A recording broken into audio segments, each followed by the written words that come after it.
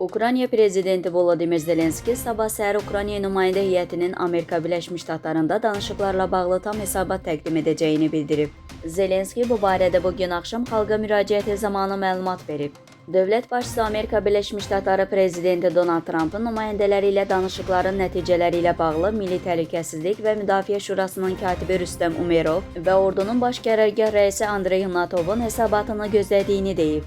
Hesabatlarda əsasən Ukrayna üçün təhlükəsizlik zəmanətləri, Ukrayna və Amerika Birləşmiş Ştatları heyətləri tərəfindən müzakirə edilən əsas sənədin 20 bəndi ilə bağlı hazırlanmış sənədlər yer alacaq. Zelenski həmçinin müharibənin gətirdiyi problemlərlə bağlı bayramların və yadda qalan tarixlərin təqvimini yenidən nəzərdən keçirməyi planlaşdırdıqlarını açıqlayıb.